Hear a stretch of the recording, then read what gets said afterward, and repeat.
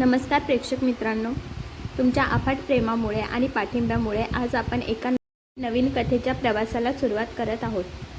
कथेचं नाव आहे धागे प्रेमाचे.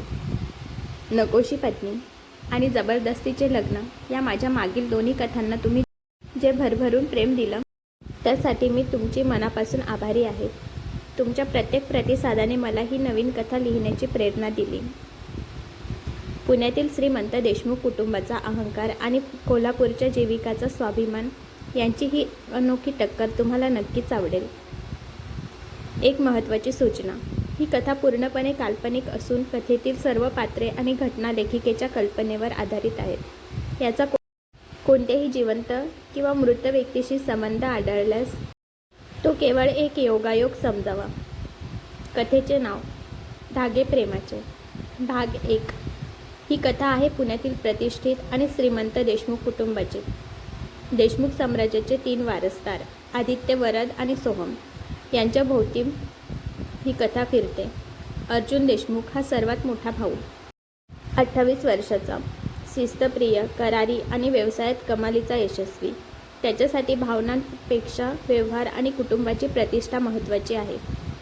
सोहम हा मधला भाऊ, 26 वर्षाचा, एक हळवा कलाकार आणि उत्तम फोटोग्राफर, ज्याला शांतता प्रिय आहे.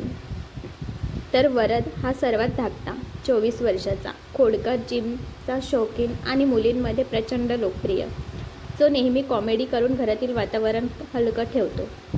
हे तिघेही स्वभावाने वेगवेगळे असले तरी एकमेकांसाठी जीव द्यायला तयार असतात. त्यांच्या या भाईचाराला लोक देशमुख ब्रदर्स म्हणून ओळखतात. पुण्यातील विस्तीर्ण आणि वैभवशाली देशमुख विलाच्या भव्य प्रवेशद्वारातून आत शिरताना या घराच्या श्रीमंतीची आणि प्रतिष्ठेची जाणीव होते. या घराचा कणा म्हणजे अर्जुन देशमुख. अर्जुन हा कुटुंबातील सर्वात मोठा मुलगा, जो दिसायला अत्यंत रुबाबदार, स्वभावाने शिस्तप्रिय आणि व्यवसायात प्रचंड कडक आहे. त्याच्या एका शब्दावर अख्खं घर चालतं. अर्जुनचे 2 धाकटे भाऊ, वरद आणि सोहम, आपल्या मोठ्या भावाचा इतका आदर करतात की त्यांच्यासमोर साधी मान वर करून बोलण्याची त्यांची हिंमत होत नाही. अर्जुनसाठी रक्ताचे नाते आणि कुटुंबाची परंपरा या 2च गोष्टी सर्वश्रेष्ठ आहेत. पण याच घरात एक प्रेमळ सावली आहे, ती म्हणजे अर्जुनची आजी. आजी पूर्ण घराची आधारस्तंभ आहे. पण वाढत्या वयामुळे त्या सतत आजारी असतात.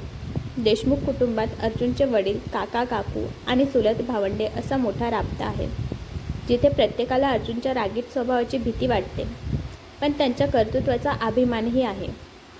घरातील वातावरणाबद्दल बोलायचे झाले तर अपर्णा अर्जुनची आई आणि श्वेता अर्जुनची काकू या दोघी बहिणींसारख्याच राहायच्या.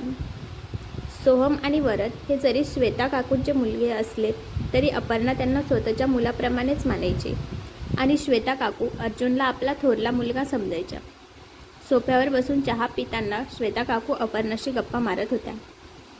अगं अपर्णाताई, तुला माहिती आहे ना माझ्या मनात काय आहे ते?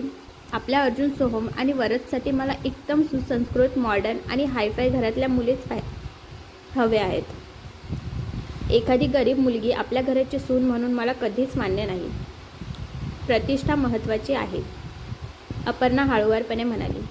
पण श्वेता, गुणांची श्रीमंती पण असायला हवी ना? नुसता पैसा असून काय उपयोग? त्यावर श्वेता काकूंनी कपाळावर आठी आणली आणि म्हणाल्या, पैसा असेल तरच समाजात मान मिळतो, हे विसरू नका. शिवाय अर्जुनचा चॉईस बघ ना, किती क्लासी आहे.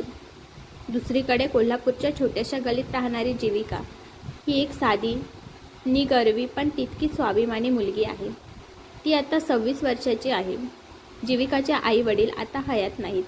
कोल्हापूरच्या एका जुन्या आणि मोडकळीस असलेल्या घरात जीविकाचा संसार सुरू होता. जीविका तिच्या काका काकूंकडे राहत होती. परिस्थिती अत्यंत गरिबीची असली तरी त्या घरात प्रेमाचा ओलावा मात्र भरपूर आहे.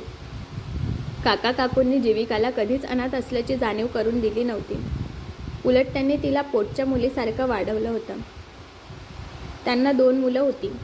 एक मुलगी सायली, 19 वर्ष, आणि एक मुलगा बंटी, 11 वर्ष. सायली आणि बंटीचं तर जीविका जणू प्राणच होती. काका दिवसभर कष्ट करून जे काही कमवायचे त्यात घराचा गाडा ओढणं कठीण व्हायचं. म्हणूनच जीविकाने त्यांच्या खांद्याला खांदा लावून केटरिंगचं काम सुरू केलं होतं. ती पहाटे 4 वाजता उठून डबे बनवायची, ऑर्डर घ्यायची आणि सायंकाळी सायलीच्या अभ्यासाकडेही लक्ष द्यायची. कारण ती इंजिनिअरिंगच्या फर्स्ट इयरमध्ये शिकते. परिस्थितीमुळे तिचं शिक्षण अपूर्ण राहिलं, पण तिला तिच्या बहिणीला आणि भावाला शिकवून मोठं करायचं आहे. काकू तिला वारंवार म्हणायच्या, पोरी, तू इतके कष्ट नको करत जाऊस.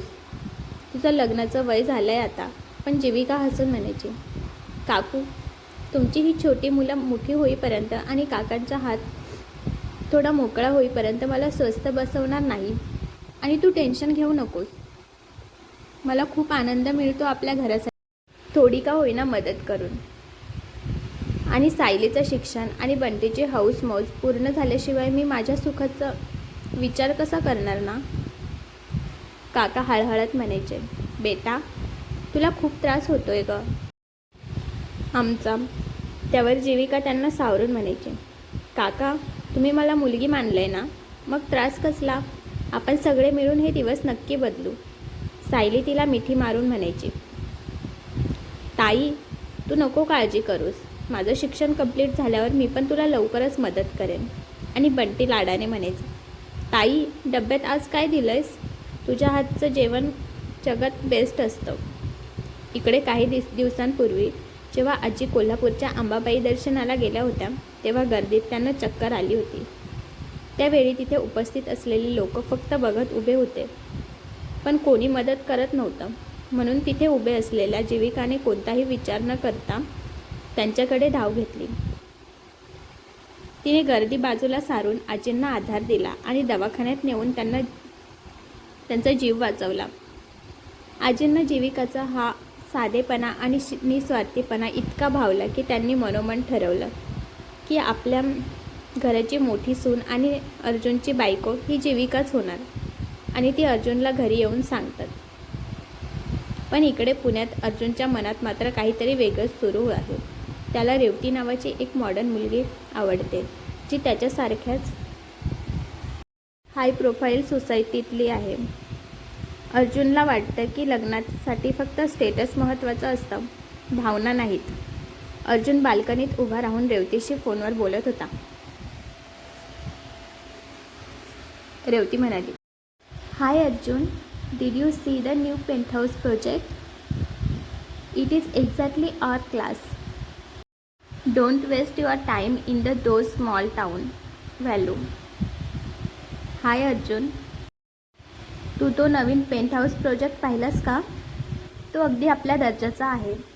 त्या छोट्या गावातील मूल्यामध्ये तुझा वेळ वाया घालवू नकोस. अर्जुन हसून म्हणाला, I know, my life is all about prestige and success. आजी काहीतरी लग्नाबद्दल बोलत होती, पण तिला कोल्हापूरची ती मुलगी पसंत आहे म्हणून. But don't worry, status always matters most to me and you know that. नक्कीच रेवती, मला माहिती आहे माझे पूर्ण आयुष्य प्रतिष्ठा आणि यशाबद्दल आहे. पण काळजी नको करू. माझ्यासाठी दर्जा, स्टेटस सर्वात महत्त्वाचं आहे. अर्जुन आणि जीविकाची पहिली भेट. पुण्याचे एक 5 स्टार हॉटेल होते, जिथे अर्जुनची एक महत्त्वाची बिझनेस मीटिंग असते आणि योगायोगाने जीविका तिथे एका केटरिंग इव्हेंटसाठी मदत करायला आलेली असते. हॉटेलच्या पार्किंग लॉटमध्ये जीविका आपल्या सामानाची टोपली सावरत असताना अर्जुनची अलिशान कार वेगाने येते आणि जवळच्या साचलेल्या पाण्यात कारंज्या आणि तिथे जमलेले चिखल थेट जीविकाच्या साध्या व्हाईट कलरच्या नेटच्या अंब्रेला ड्रेसवर उडते. जीविकाचा पारा चढतो आणि ती थेट अर्जुनची गाडी अडवते. अर्जुन गाडीतून खाली उतरतो. त्याच्या डोळ्यावर महागडा सनग्लास असतो आणि चेहऱ्यावर प्रचंड अहंकार. जीविका रागाने ओरडते, साहेबांना रस्ता फक्त स्वतःचाच वाटतं. बघत नाही का कुणी उभा आहे तिथे. अर्जुन तिला वरून खाली बघतो आणि खिशातून चेकबुक काढून म्हणतो, तुझ्या या ड्रेसची किंमत किती असेल. 500, 1000. हे घे 5000 आणि रस्ता मोकळा कर, मला उशीर होतोय. जीविकाचा स्वाभिमान दुखावला जातो.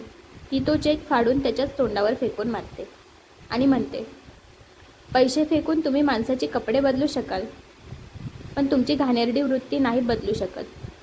चूक तुमची आहे तर माफी मागायला शिका. अर्जुनला आजवर कुणीच असं उत्तर दिलेलं नसतं. त्यातही एका साध्या मुलीने त्याचा अपमान केल्यामुळे त्याचा इगो दुखावला जातो. तो रागाने लाल होतो. दोघांमध्ये जोरदार शाब्दिक चकमक उडते. जिथे अर्जुन तिला तिची औकात आठवून देतो तर जीविका त्याला त्याच्या माणुसकीचा आरसा दाखवते. या पहिल्या भेटीतच दोघांच्या मनात एकमेकांबद्दल प्रचंड तिरस्कार निर्माण होतो. त्यांना हे माहिती नसते की आजीने दोघांच्या लग्नाची गाठ आधीच मनात बांधली आहे. जीविका मुद्दाम त्याच्या गाडीवर चिखल फेकते. अर्जुन अजून चिडतो. ए मुली, तुझी हिंमत कशी झाली माझ्या गाडीवर चिखल मारायची? जीविका बिनधास्तपणे बोलते. जशी तुमची हिंमत झाली माझ्या ड्रेसवर चिखल उडवायची, तशीच माझी पण झाली. अर्जुन रागात बोलतो. तुला सोडणार नाही मी. तुला माहिती नाही तू कोणासोबत पंगा घेतलास ते. याचा बदला नक्की घेईन. Weight and watch. प्रतीक्षा कर बघ. आणि तो तिथून निघून जातो. जीविका पण आता घरी येते आणि बोलते, काय बावळट माणूस होता तो. खडूस कुठला.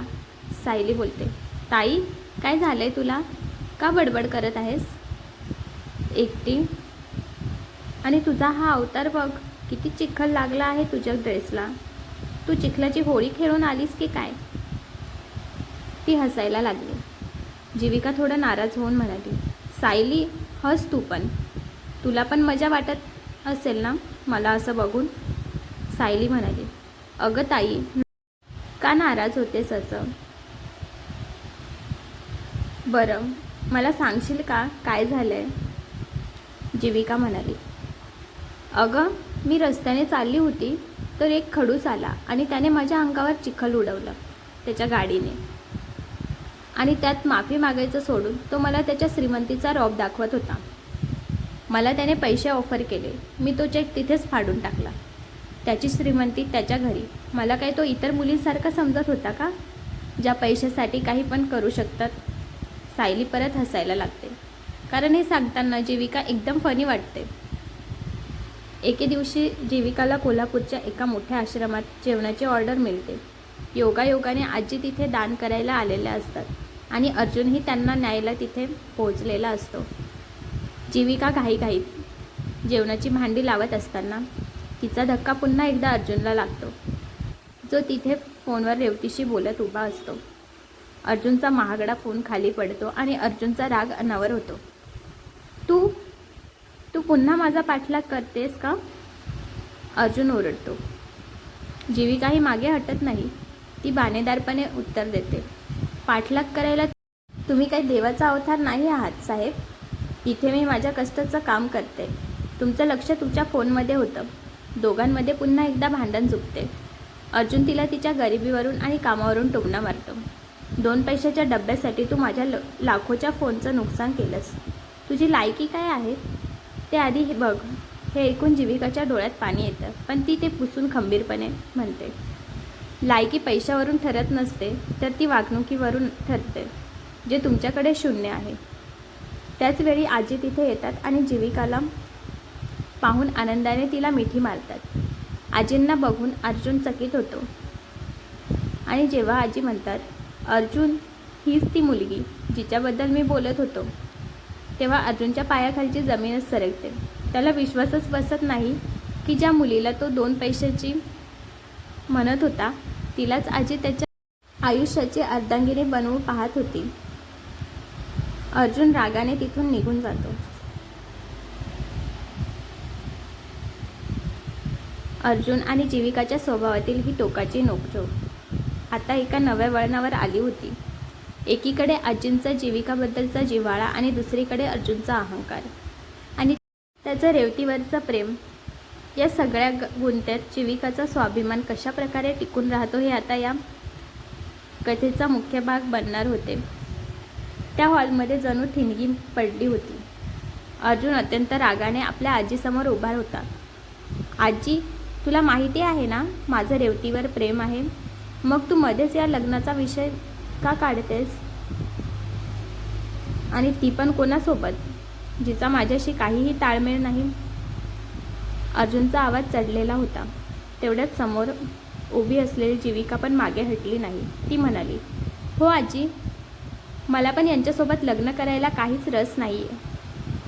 आजी, तुम्ही किती प्रेमळ आहेत आणि साध्या आहात, पण तुमचा हा नातू इतका दुष्ट आणि अहंकारी कसा असू शकतो? तिचे हे शब्द ऐकून अर्जुनचा पारा चढला. तो तिच्या जवळ जाऊन डोळ्यात डोळे घालून म्हणाला, हे बघ, मला तू काही बोलायचं नाहीस. तू ओळखत नाहीस मला मी कोण आहे ते. You have no idea what I can do. मी काय करू शकतो याची तुला कल्पनाही नाही. पण जीविका अजिबात डगमगली नाही. तिने सरळ बोट दाखवत उत्तर दिलं, हॅलो मिस्टर, तुम्ही कोणीही असो, मी कोणाला घाबरत नाही, समजलं ना? आणि मला काही तुमच्याशी लग्न करायला रस्त्यावर पडलेली नाही मी. असं म्हणून ती तावातावाने तिथून निघून गेली. आजी मात्र तिथेच डोक्याला हात लावून बसल्या. त्यांना दिसत होतं की या दोघांची टक्कर ही साधीसुधी नाही, पण हीच जोडी या घरासाठी योग्य आहे. घरी परतल्यावर अर्जुन अजूनही चिडलेला होता. आजी त्याला समजवताना म्हणाल्या, अर्जुन, ठीक आहे, तुला रेवती आवडते, पण तू लग्नाचं नाव का काढत नाहीस? माझ्या मैत्रिणींच्या नातवांना मुलं झाली आणि मी अजून तुझ्या लग्नाची वाट बघते. अर्जुन वैतागून म्हणाला, आजी, काय बोलतेस तू? आजकालच्या काळात तुझ्या मैत्रिणींच्या नातवांना मुलं झाली म्हणून मी पण लगेच लग्न करू का? आजी, life is involve more than just family pressure. आयुष्यात कौटुंबिक दबावापेक्षा खूप काही गोष्टी असतात. जेव्हा अर्जुनने रेवतीचं नाव काढलं तेव्हा श्वेता काकू खूप खुश झाल्या, कारण रेवती एका श्रीमंत घराण्यातील मुलगी होती. दुसरीकडे कोल्हापूरच्या त्या छोट्याशा घरात एक मोठं संकट आलं होतं. जीविकाची चुलत बहीण सायली आणि छोटा भाऊ बंटी यांच्यासोबत ती आनंदी होती. बंटी आज सायलीशी खेळता खेळता म्हणाला, सायली दी, ताईला सांग ना मला नवीन सायकल पाहिजे. सायली हसून म्हणाली, बंटी, ताई किती काम करते बघ ना, आधी आपण तिला मदत करूया, मग बघू. पण अचानक बंटीची तब्येत बिघडली. तो चक्कर येऊन पडला. दवाखान्यात नेल्यावर डॉक्टरांनी सांगितले की बंटीच्या हृदयामध्ये होल आहे आणि तातडीने ऑपरेशन करावं लागेल. त्यासाठी 10 लाख रुपये लागतील. हे ऐकता जीविकाच्या पायाखालची जमीन सरकली. एवढे पैसे कुठून आणायचे? काकांच्या डोळ्यात पाणी आलं. ते म्हणाले, बेटा, माझं नशीब फुटकं आहे, मी माझ्या मुलाला वाचवू शकणार नाही. जीविकाने त्याचे अश्रू पुसले आणि खंबीरपणे म्हणाली, काका, तुम्ही असं बोलू नका. बंटी माझा पण भाऊ आहे, मी त्याचे प्राण नक्की वाचवेन. सायली रडत म्हणाली, ताई, एवढे पैसे कसे जमवणार? जीविका तिला जवळ घेत म्हणाली, सायली, तू धीर धर, मी आहे ना, मी काहीतरी करेन, पण बंटीला काही होऊ देणार नाही. बंटीचा जीव वाचवण्यासाठी जीविकाने रात्रंदिवस काम शोधायला सुरुवात केली. नशिबाने तिला एका मोठ्या कंपनीत इव्हेंट मॅनेजमेंट आणि डेकोरेशनचं काम दिलं. तिला वाटलं की इथून मिळणाऱ्या पैशातून ती हळूहळू बंटीच्या ऑपरेशनसाठी पैसे जमवू शकेल. पण नियतीचे खेळ खरोखरच अजब असतात. अर्जुनने ठामपणे घरच्यांना सांगून टाकले की त्याला रेवतीशीच लग्न करायचं आहे. श्वेता काकू तर आनंदाने हवेतच होत्या. त्यांनी लगबगीने लग्नाची तयारी आणि देशमुख मेन्शनच्या सजावटीची आखणी सुरू केली. ज्या इव्हेंट्स मॅनेजमेंट कंपनीला या भव्य लग्नाच्या सजावटीचं कॉन्ट्रॅक्ट दिलं गेलं, तिथे जीविका नुकतीच कामाला लागली होती आणि ती पुण्याला शिफ्ट झाली होती. बंटीच्या ऑपरेशनसाठी 10 लाख रुपये जमा करणं हेच तिचं एकमेव ध्येय होतं. जेव्हा जीविका माप घेण्यासाठी आणि व्यवस्थेची पाहणी करण्यासाठी देशमुख विलामध्ये पोहोचली तेव्हा तिचा पुन्हा एकदा अर्जुनशी सामना झाला. भव्य हॉलमध्ये फाईल्स बघत उभ्या असलेल्या अर्जुनची नजर जीविकावर पडली आणि तो अक्षरशः शॉक झाला. तू पुन्हा?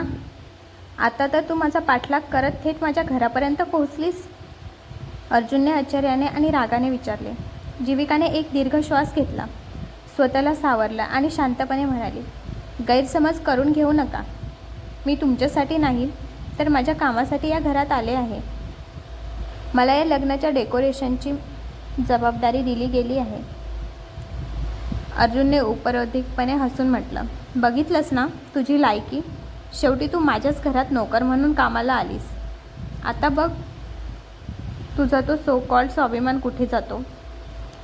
ज्या माणसाच्या तोंडावर तू चेक फेकून मारला होतास, आज त्याच माणसाच्या घरी तुला हात जोडून काम करावं लागणार आहे.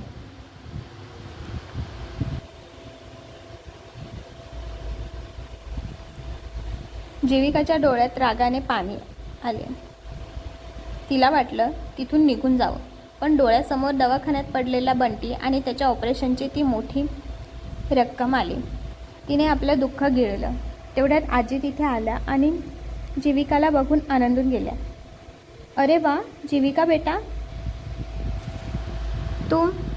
तूच माझ्या अर्जुनच्या लग्नाची व्यवस्था बघणार. आता तर मला खात्री आहे की सगळं उत्तम होईल. आजीने तिला प्रेमाने जवळ घेतलं. आजींचा तो मायेचा स्पर्श बघून अर्जुन अधिकच चिडला. जीविकाने कामाला सुरुवात केली आणि वाड्याची माप घेऊ लागली. त्याचवेळी तिची भेट अर्जुनचे दोन्ही भाऊ सोहम आणि वरद यांच्याशी झाली. वरद जो मोस्ट हँडसम आणि अत्यंत खोडकर आहे, तर सोहम जो शांत पण समजूतदार आहे.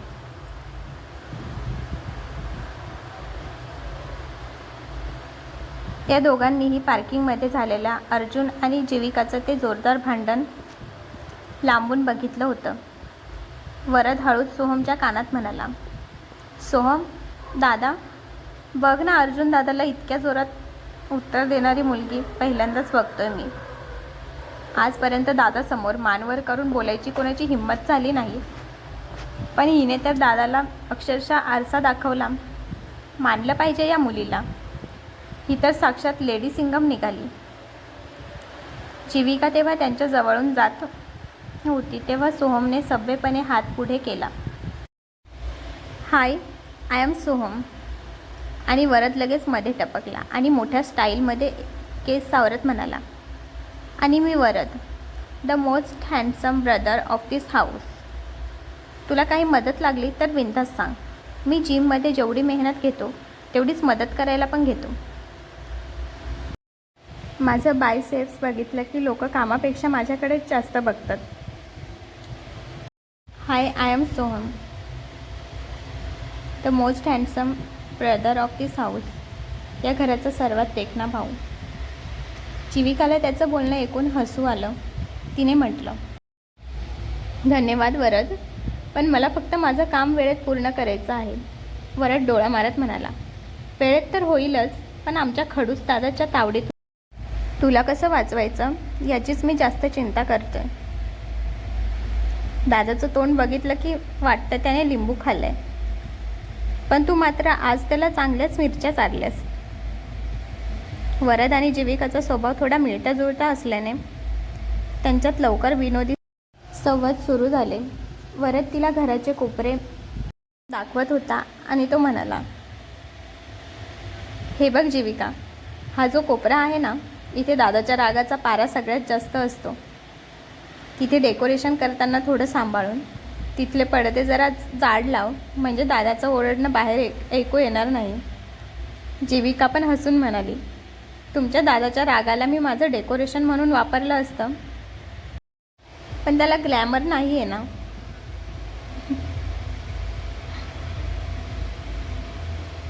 हे ऐकून वरद खळखळून हसला. सोहम आणि वरदला मनापासून वाटत होतं की रेवतीपेक्षा जीविकाच त्यांची वहिनी म्हणून जास्त शोभून दिसली असती.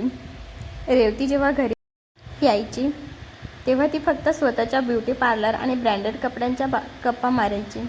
तिने कधी साध्या नोकरांशी किंवा आजींशी प्रेमाने संवाद साधला नव्हता, पण जीविका मात्र सर्वांशी मिळून मिसळून वागत होती.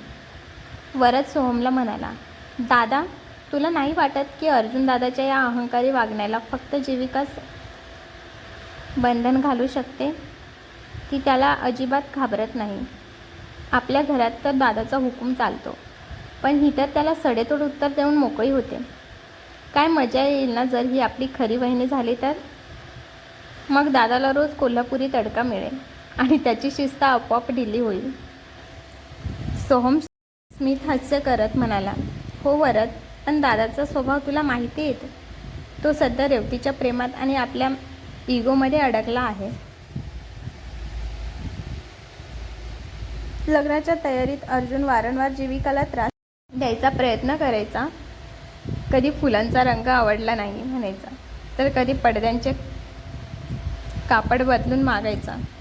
पण जीविका प्रत्येक वेळी त्याला चोख प्रत्युत्तर द्यायची. एकदा अर्जुन म्हणाला, हे डेकोरेशन खूपच वाटतंय. तुमच्या कोल्हापूरची चव आहे का यात?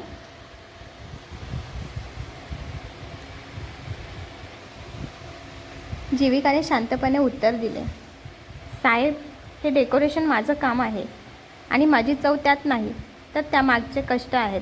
तुम्हाला रॉयल राहायची सवय आहे, पण कधी माणुसकी रॉयली पाळली असती तर हा प्रश्नच आला नसता.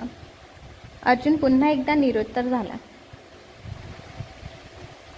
अशा प्रकारे द्वेष, गरज आणि कौटुंबिक राजकारण यांच्यात अडकलेले अर्जुन आणि जीविका एका छताखाली होते. आता हे लग्नाचे डेकोरेशन कसं पार पडतं? अर्जुनला जीविकाच्या संघर्षाची आणि बंटीच्या आजारपणाची सत्यता कधी कळते आणि नियती या दोघांना कोणत्या वळणावर एकत्र आणते, हे पाहणं खरोखरच रंजक ठरणार होते. सोहम आणि वरद तर आता गुपचूप मिशन वहिनी प्लॅन करण्याच्या तयारीत आहेत, जेणेकरून त्यांच्या दादाचं आयुष्य सुधारेल. आता काय होईल पुढे? अर्जुन आणि जीविकाची नोकझोक थांबेल की अजून वाढेल? आणि या कथेत अजून काय ट्विस्ट येतील ते बघणं खूप इंटरेस्टिंग असेल. त्यासाठी आत्ताच माझ्या चॅनलला सबस्क्राईब करा, बेल आयकॉनवर क्लिक करा आणि नोटिफिकेशन ऑल करा. आणि या कथेला पण भरभरून प्रेम द्या. कथा आवडली असेल तर कमेंटमध्ये लिहायला विसरू नका. धन्यवाद.